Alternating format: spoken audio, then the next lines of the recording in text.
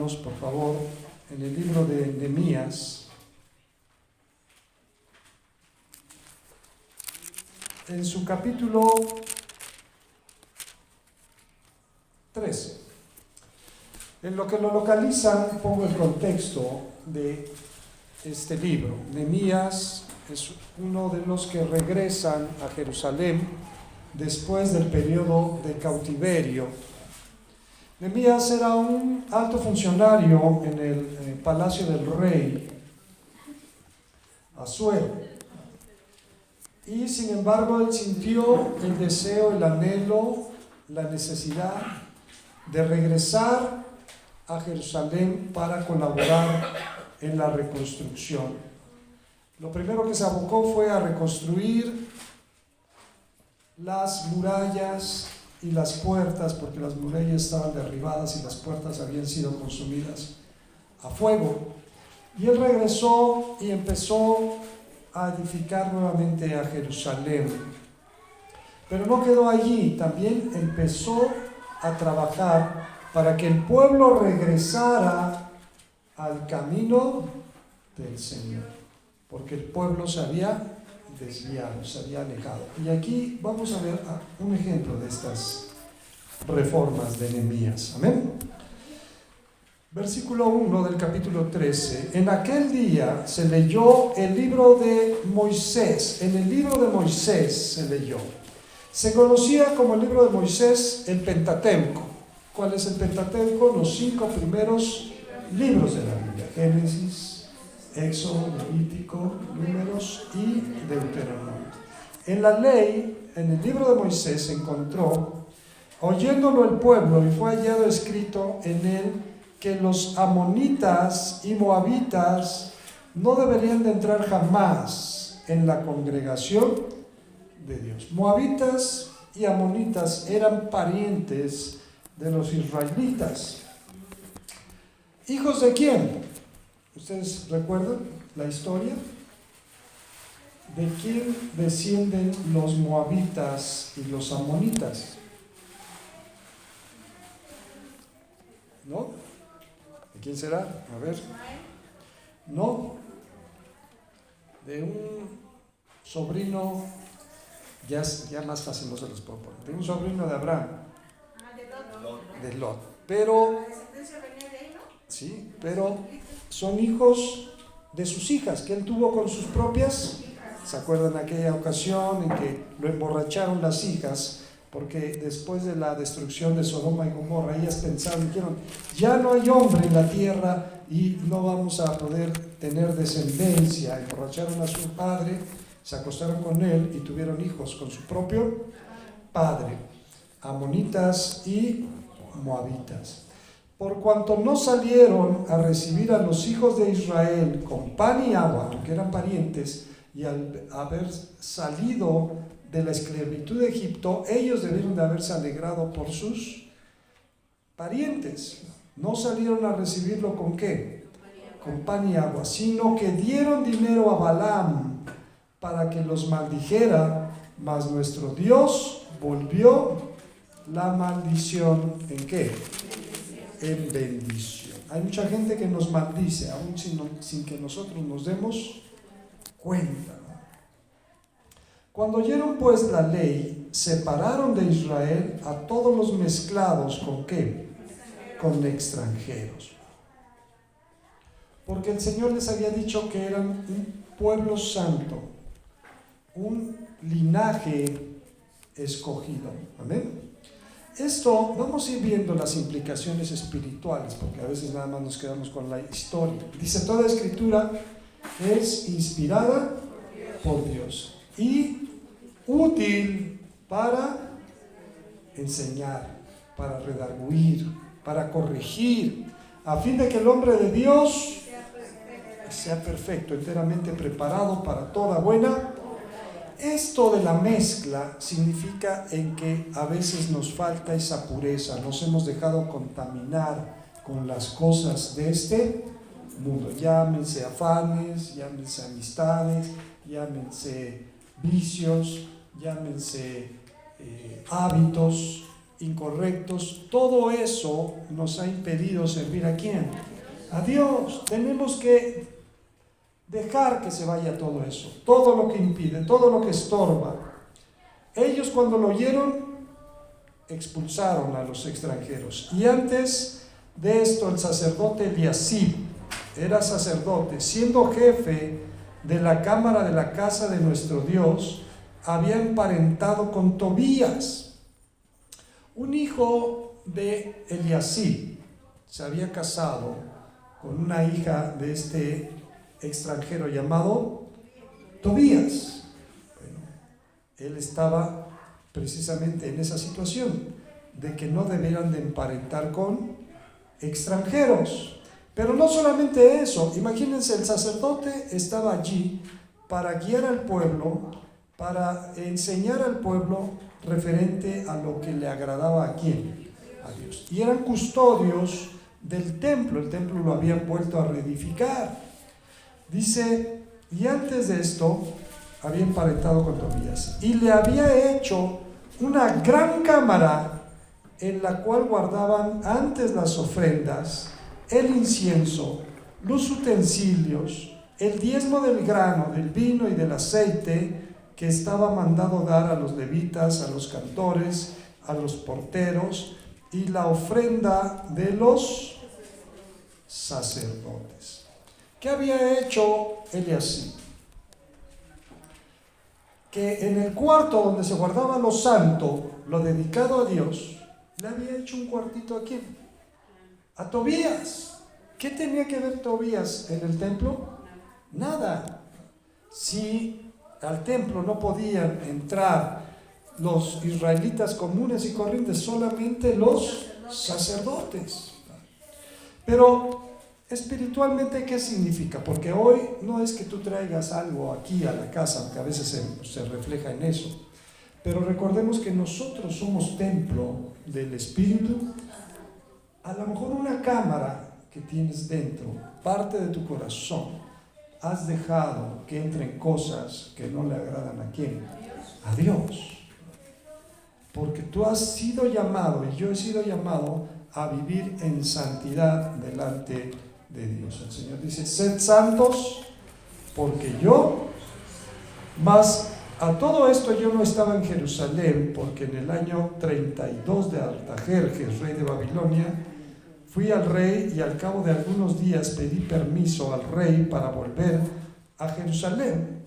Y entonces supe del mal que había hecho Eliasib por consideración ¿a quién? A veces tenemos esa consideración con la gente que no está buscando ¿de quién? De Dios.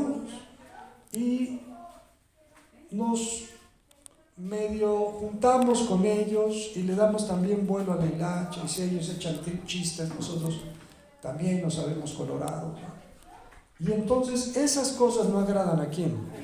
A veces hay familia o cercanos o amistades que andan en cosas que sabemos que son francamente incorrectas y nosotros aún allí estamos, ¿no? Puedo poner muchos ejemplos, ¿no? Vamos a poner uno para que más o menos quede claro, ¿no? A veces hay algunos apoyos que le llegan a algunas personas y alguien, no falta quien nos diga, mira, apúntate tú, no importa que a ti no te toque, no importa que sea trampa, tú apúntate y vamos ahí a manejar 2 que 3 cosas para que tú salgas beneficiado. Y tú dices, ay sí, porque necesito ¿qué? Dinero. Pero ¿eso será correcto? ¿Es bueno? ¿Es honesto? No, ahí tenemos a Tobías metido en la cámara de nuestro corazón, haciendo, dice, para volver a consideración a Tobías, haciendo para él una cámara en los atrios de la casa de Dios.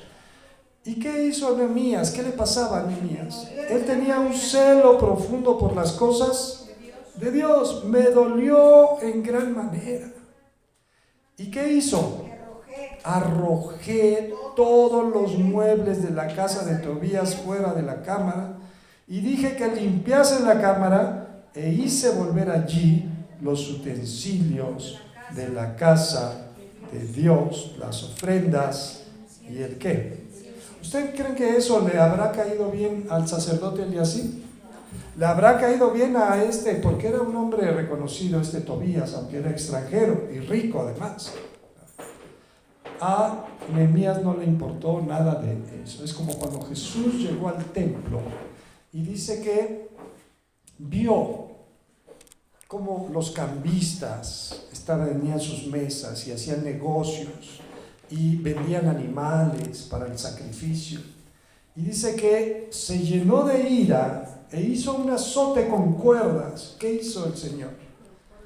Dice que volteó las mesas de los cambistas y azotaba y corría a los que estaban allí. Decían, está escrito, mi casa será llamada y ustedes la han convertido en una cueva ¿de qué? Entonces, así Nehemías tuvo que purificar el templo. Así nosotros debemos de tener celo, pero celo para las cosas de ¿quién? Y purificar aquellas áreas de nuestra vida que se han contaminado con cosas que a Dios no le agradan. Encontré asimismo que las porciones para los levitas no tenían otra cosa que hacer más que dedicarse al servicio de la casa. Traían leña, traían agua, limpiaban las cortinas, si había desperfectos en la construcción, solo ellos podían repararlos. Todo ese tipo de cosas hacían los levitas, pero los habían abandonado, los habían olvidado. Las porciones para los levitas no les habían sido dadas, y que los levitas y cantores que hacían el servicio, ¿qué habían hecho? Habían huido cada uno a su heredad. Dijeron, no, aquí nos vamos a morir de hambre, mejor nos vamos otra vez a nuestra casa. Entonces, ¿qué hizo Nehemías? Reprendí a los oficiales y dije, ¿por qué está la casa de Dios? ¿Cómo estaba la casa de Dios? Abandonada. Y los reuní y los puse ¿en dónde? Cuando dice los reuní, se está refiriendo a los levitas y a los cantores que se habían ido ¿a dónde? Los reunió y los volvió a poner ¿en dónde? En sus lugares, en sus puestos. Y todo Judá, ¿qué hizo todo Judá? Trajo el diezmo del grano, del vino y del aceite a los almacenes. Y puse por mayordomos de ellos al sacerdote Selemías y al escriba Sadoc. Ya aquel Eliasib ya no iba a figurar. No supo mantener la pureza de las cosas sagradas ¿de quién? De Dios. Puso a Selemías y al escriba Sadoc, y de los levitas puso a Pedaías, y al servicio de ellos a Anán, hijo de Zacur, hijo de Matanías, porque eran tenidos ¿cómo? Por fieles, y ellos tenían que repartir ¿a quiénes? A sus hermanos. Y después, este libro está escrito de una forma muy interesante, porque aunque está escrito en una forma histórica, pero más bien también está escrito como un testimonio de Nehemías delante de ¿quién? De Dios. Le dice, acuérdate de mí, oh Dios, en orden a esto, y no borres mis misericordias que hice en la casa de mi Dios y en su servicio. Aunque no es el tema, voy a hacer un paréntesis. Esto es un testimonio. Nehemías estaba, Señor, acuérdate de estas cosas que yo he estado ¿qué? Haciendo, porque Nehemías tenía un celo profundo por las cosas de ¿qué? Así que fue escrito como una especie de testimonio. ¿De qué? ¿De qué fue escrito? Testimonio. Cuando decimos, hermanos, ¿quién tiene un testimonio o una gratitud? Si alguien se levanta, hermanos, es que estoy, me enfermé y estoy bien triste y ya ni quiero venir a la iglesia porque tengo muchos problemas. Eso es un testimonio. Dice que por nuestra boca, lo que confesemos con nuestra boca es lo que vamos a ¿qué? A vivir, ¿verdad? Un testimonio es decir, hermanos, yo le doy gracias a Dios porque tuve esta situación, pero yo confío en Dios. Y el Señor me libró, el Señor me dio, el Señor me levantó. Esto lo digo para la gloria de ¿quién? De Dios. Amén. Entonces, dice aquí, Él daba ese testimonio delante de Dios. En aquellos días vi en Judá algunos que pisaban en lagares en el día de qué. No estaba mal que trabajaran. Hoy en la mañana fuimos a comprar ciertas cosas temprano aquí al centro de Zumpango y me llamaba la atención. Bueno, ya es tianguis. Desde el jueves hay tianguis aquí en Zumpango, ¿no? Y la cantidad de gente que anda pues, haciendo su luchita y llevando sus mercancías y buscan y esto y lo otro. Y yo me ponía a pensar, si todos ellos supieran que dedicándole un tiempo a Dios, Él supliría sus ¿qué? Sus necesidades. Dice que allí estaban estos, porque son más listos. Ellos dicen, no, aquellos se la pasan allí perdiendo el tiempo. Nosotros lo aprovechamos porque ese día trabajamos para ganar ¿qué? ¿Y será que tienen mucho dinero y ya se han vuelto ricos? No, siguen teniendo los mismos problemas porque no le dedican el tiempo a Dios. Y entre ellos, a veces también hay algunos hermanos que dicen, no, hoy no voy a ir porque hoy voy a ¿qué? A trabajar, voy a ir a hacer esto, voy a ir a vender y me va a ir bien. Y hasta, es como cuando les comentaba, ¿no? Que los que suben a saltar a los combis, se persignan antes de ¿qué? Antes de ir a saltar, que me vaya bien, que no me vaya a pasar ¿qué? Se encomiendan a Dios, o sea, pensarán que Dios aprueba lo que ellos están ¿qué? Haciendo. Entonces, dice que allí estaban, y que acarreaban haces, y cargaban asnos con vino, y también de uvas, de higos, y de toda suerte de carga, y que traían a Jerusalén en el día de reposo. Y los amonesté acerca del día en que vendían las provisiones. O sea, él les dijo, miren, ustedes pueden hacerlo, tienen 6 días, ¿para qué? Para trabajar, pero había un día que había que dedicárselo ¿a quién? A Dios. También había en la ciudad tirios que venían de otro lado, que traían pescado y toda mercadería y vendían. No, malo no era que vendieran. Lo malo es que lo hacían ¿cuándo? En el día de reposo a los hijos de Judá en Jerusalén. ¿Y qué hizo? Hay muchos también que hacen planes en el día que es el día del Señor, ¿verdad? Y me voy a ir temprano al servicio y saliendo tengo esto y tengo aquello porque yo soy muy movido, yo soy muy activo. Guarda tu pie de hacer tu voluntad en el día de ¿qué? En el día de reposo. Y entonces reprendí a los señores de Judá y les dije, ¿qué mala cosa es esta que vosotros ¿qué? Hacéis, profanando así el día de reposo? No hicieron así vuestros padres. O sea, ellos estaban dando cuenta todo lo que habían sufrido, todo lo que les había costado. Jerusalén era una ciudad hermosa, ¿verdad? Y después de la ocupación quedó como en ruinas. ¿No están viendo que ellos hicieron también lo malo y cómo les fue? Y vosotros añadís ira sobre Israel profanando ¿qué? Sucedió pues. O sea, este hombre Nehemías era un hombre de acción, no se quedaba así, no les decía nada más sus cosas, él hacía algo. Dice, cuando iba oscureciendo a las puertas de Jerusalén antes del día de reposo, o sea, el viernes en la tarde, dije que se cerrasen las puertas de la ciudad y ordené que no las abriesen hasta después del día de reposo. Si no entienden por las buenas, van a entender por las malas. Y puse a las puertas algunos de mis criados para que el día de reposo, ¿qué? No introdujeran y se quedaron fuera, pero la gente también es necia, ¿verdad? Llegaban con sus mercancías, se quedaban afuera, como pensando, nos van a abrir, ¿verdad? A ver si abren, a lo mejor más al rato. Ahí estaban todo el día. No se lo dedicaban a Dios, pero estaban aferrados en su vendimia. Dice que todo el día estaban allá afuera. Y se quedaron fuera de Jerusalén 1 y 2 veces los negociantes y los que vendían toda especie de mercancía.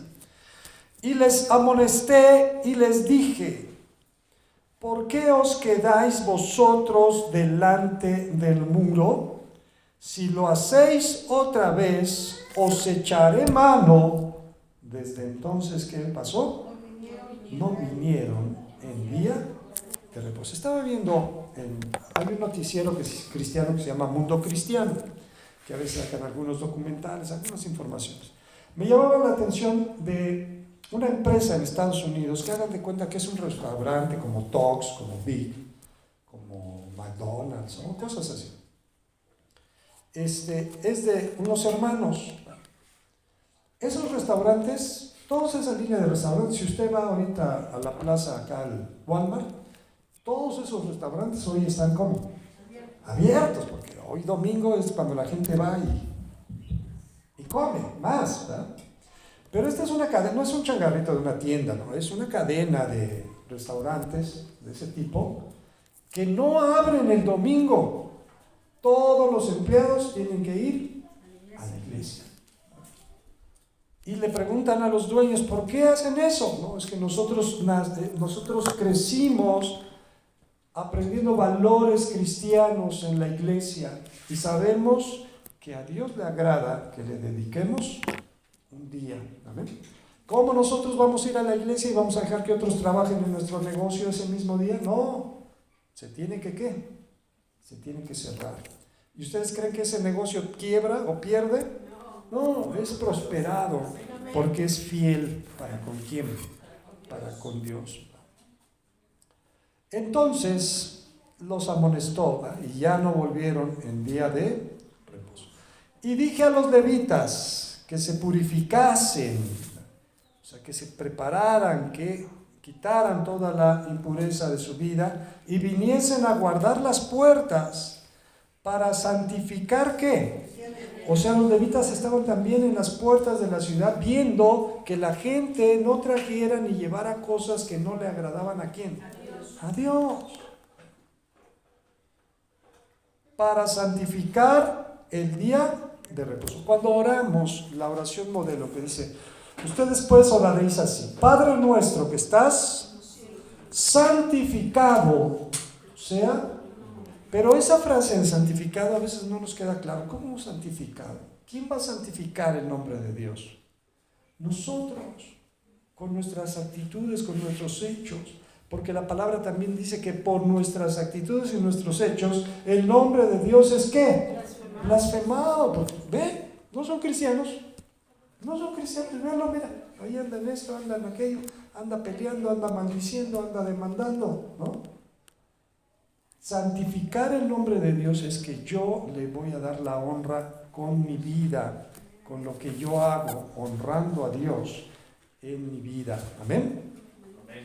Dice aquí, entonces dije a los levitas que se purificasen para santificar el día de reposo. También por esto acuérdate de mí, oh Dios. Dice la palabra también que todo lo que hacemos para Dios no va a quedar sin una recompensa. Amén. Señor, no, es que yo necesito dinero, mira, tengo que ir a trabajar hoy, no ir a tu iglesia, tú sabes, tú me comprendes, soy tu hijo, tú eres consciente de eso. Pero si tú le dices, Señor, no tengo ya, así no coma, yo primero voy a cumplir contigo. ¿Ustedes creen que Dios no lo va a ver? ¿Que Dios no va a recompensar eso? Amén. Entonces, dice aquí, acuérdate también de mí, oh Dios mío, y perdóname según la grandeza. Ahora, también me llama mucho la atención que Nehemías, pues era un hombre celoso de las cosas de Dios. Pero él decía, Señor, a lo mejor si hice yo algo malo, ¿qué? Perdóname. Como dice el salmista, líbrame de los pecados que me son ocultos. Vi asimismo en aquellos días a judíos que habían tomado mujeres de Asdod, extranjeras, amonitas y moabitas. Ya dijimos que eso no debía de ser. Y la mitad de sus hijos hablaban la lengua de Asdod, porque no sabían hablar judaico, sino que hablaban conforme a la lengua de cada pueblo. Ustedes pensarán, ¿cómo es posible? No creo que eso. Pero en muchos hogares en Estados Unidos de gente que es latina o gente que es mexicana, sus hijos no hablan ¿qué? Español, hablan inglés. Bueno, ¿cómo es posible que no les hayan enseñado qué? Hay estadounidenses que aprenden español para venir a México a hablar español, y los hijos de los mexicanos no hablan ¿qué?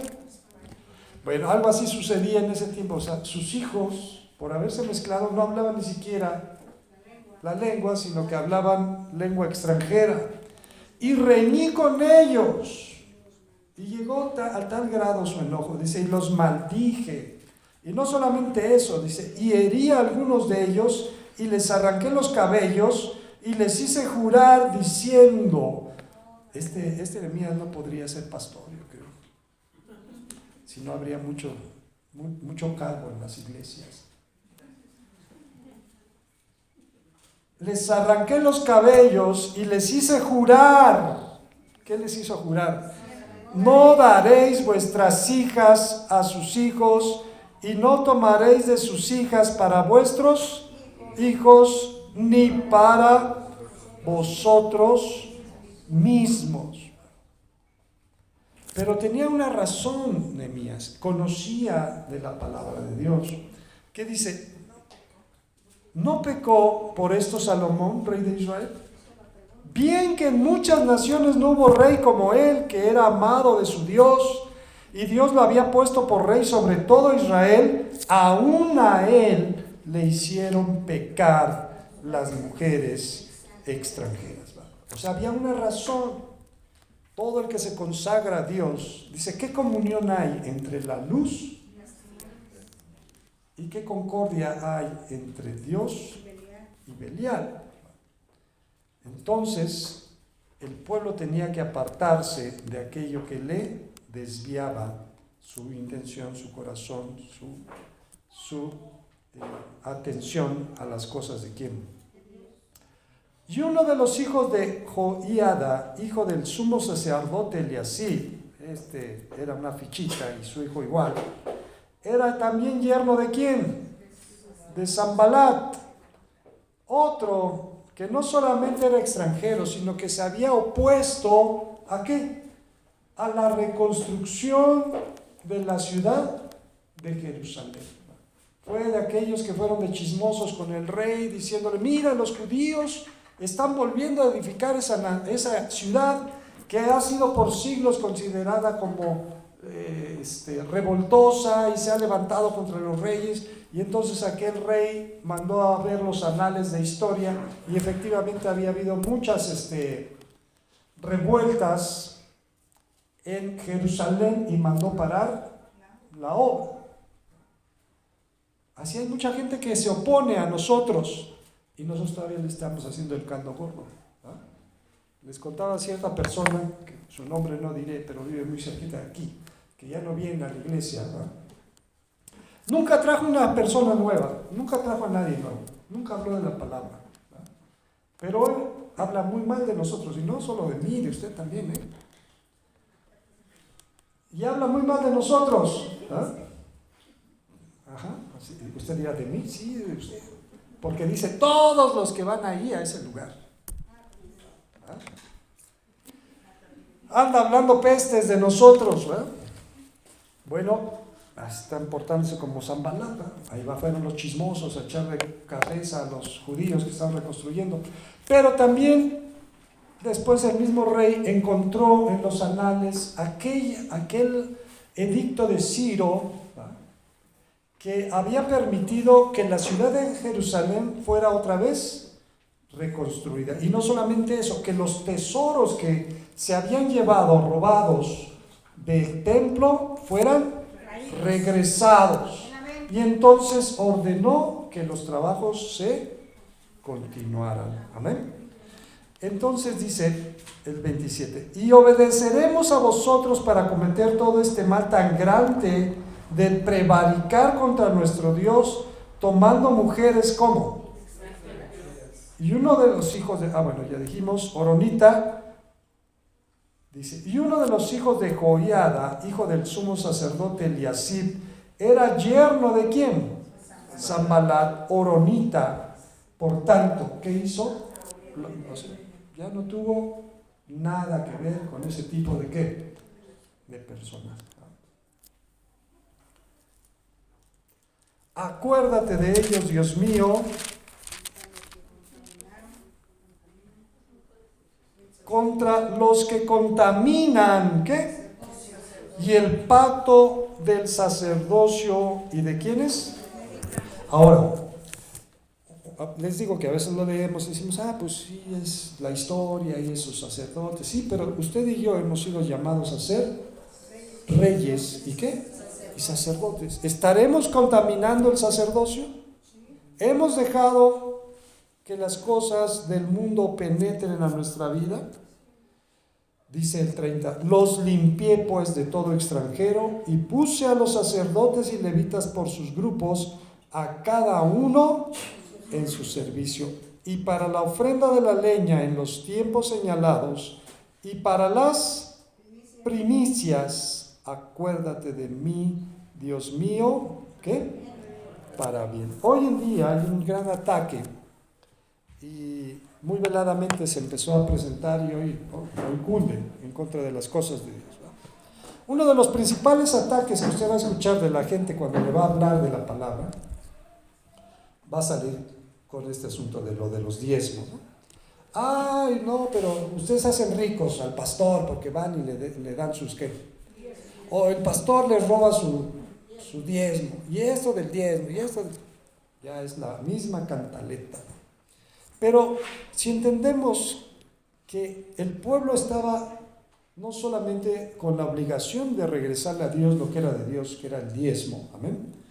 Porque cuando esa misma persona dice, oye, pero tú crees en Dios, tú crees en Jesús, no, sí, yo soy muy sacerdote, pero ya no nos metemos en Honduras, porque si usted le pregunta, bueno, ¿y tu sacerdote de qué vive? ¿De qué vive? No cobran las bodas, no cobran los bautizos, las confirmaciones, no, los santos óleos hay que darle una lana al sacerdote para que vaya con el moribundo. Pero bueno, como nosotros dice que el siervo de Dios no debe de ser contencioso, no entramos en qué, en contienda. Entonces, no solamente se daban los diezmos, se daban las primicias. Todo primer sueldo, por ejemplo, del año, había que dedicárselo a quién. A Dios. Si estás vendiendo, abriste un negocio, la primer venta deberías dedicársela a quién. A Dios. Pero nos duele esas cosas y no honramos a quién. A Dios. En vez de decirle, Señor, lo que tengo lo debo a quién. A ti. Y si mi negocio va a prosperar es porque tú lo vas a hacer ¿qué? Prosperar. Pero si yo no soy agradecido con Dios, ¿ustedes creen que Dios me va a prosperar? No, porque dice la palabra, si en lo poco has sido fiel, lo mucho. No solamente eran los diezmos, había que dar las primicias, las ofrendas voluntarias, las ofrendas de acción de gracias. Si saliste bien en un examen, si conseguiste un buen empleo, tú deberías de traerle una ofrenda especial a Dios de acción de ¿qué? Si saliste de una enfermedad, si Dios te curó, te sanó, te libró, deberías de tener un corazón agradecido y traer una ofrenda de gratitud delante de ¿quién? Dios. Le damos, bueno, le voy a dar el diezmo, pero ya nomás así como para qué. Hermano, mejor quédatelo, porque al final de cuentas Dios no necesita nada de ti, pero Él ve un corazón agradecido. Dice que no demos con tristeza ni porque Dios ama ¿a quién? Al dador alegre. Hay muchos hermanos que así temblando, llorando, dan su diezmo, no les va a alcanzar para la semana. Bueno, mejor quédate. De todas maneras no le agrada a Dios lo que estás haciendo. Otros piensan que con dar ya ellos pueden vivir como ellos quieran. No, hermanos. Lo primero que debes de consagrar a Dios es tu vida. Amén. Dice Jesús, por eso decía, ellos dicen que creen en Dios, creen en Jesús. Pero fue Jesús el que dijo, miren, dale a César lo que es de quién. Y a Dios, ¿qué es lo que es de Dios? ¿Qué es lo que es de Dios? Lo que es de Dios no te lo quedes, porque acarreas maldición ¿para quién? Para ti, para tu vida.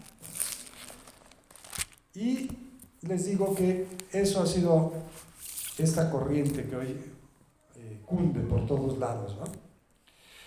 Y sin embargo, pues ni siquiera lo saben porque la Biblia expresa claramente que ese tipo de cosas no surgieron en el corazón de Dios, ¿no? Cuando Dios establece la ley y dice, miran, si me vas a ofrendar esto, tiene que ser de esta manera, de esta manera, de esta manera.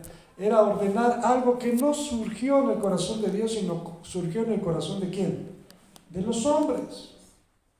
Dios no le dijo a Abraham, ¿sabes qué te voy a bendecir para que vayas a pelear y a rescatar a tu sobrino, y de todo lo que agarres, me vas a dar el diezmo a mí? Eso no fue lo que Dios le dijo, sino él por gratitud iba con 300, como con 400 en contra de miles, y Dios le dio la ¿qué? La victoria. Rescató a su sobrino y todas las personas y todos los bienes que se habían robado y mucha más riqueza, porque aquellos también traían sus cosas, ¿verdad? Regresó y entonces dice que Melquisedec, rey de Salem, salió a recibirle ¿con qué? Con pan y con vino. Y Abraham le dio el diezmo de todo. Jacob le dijo a Dios, Señor, Dios no le dijo, mira, te voy a bendecir, pero si me das el qué. No, fue Jacob el que le dijo, Señor, si tú me ayudas a donde yo voy y me permites regresar otra vez y si me prosperas mi camino, de todo lo que tú me dieres, el diezmo apartaré para ti. Entonces se dan cuenta cómo el cambio es en la actitud de cómo agradar a quién, a Dios. Nehemías tenía ese corazón, dijo, no puedo soportar que la gente se olvide de quién, de Dios. Que no se acuerden que mira, si le fallas a Dios te va a ir mal, no te va a ir bien, porque Dios no puede bendecir la desobediencia. Él bendice ¿qué? La obediencia, como veíamos en Deuteronomio. Entonces, hermanos, tenemos que consagrarnos cada día más a Dios. No dejar que nuestro corazón entre en cosas que no le agradan a Dios. No soportemos, aunque sea el familiar, aunque sea el amigo, aunque sea el jefe del trabajo, no importa quién sea, usted conságrese a las cosas de quién, de Dios. Y dice, como le dijo David a su hijo Salomón, nunca se aparte, ¿verdad? Le dijo, guarda los mandamientos, los decretos, los testimonios, y para que seas prosperado en todo lo que tú emprendas. Amén. Y al menos ese consejo sí lo siguió Salomón. Y dice la palabra que Salomón llegó a ser el más rico de los reyes en ese momento. Amén. Entonces vemos, para concluir, que hay cositas que a veces vamos dejando que entren pensamientos, actitudes, ¿verdad? Cosas como lo que dijimos del diezmo, de no venir por irse a trabajar o por ir pensando ya hacer otras cosas antes de consagrar todo el día a quién, a Dios, ¿verdad? Al menos un día debemos, Señor, hoy ¿qué quieres que haga? Ya terminamos a lo mejor la reunión, pero hoy a lo mejor es día de ir a compartir, ir a visitar a alguien, para algún enfermo, a alguien que está necesitado, para llevarle el mensaje de la ¿qué? De la palabra. Pero no, yo nada más ando en mi propia necesidad, ¿verdad? Entonces eso no le agrada a quién, a Dios. Que el Señor nos bendiga.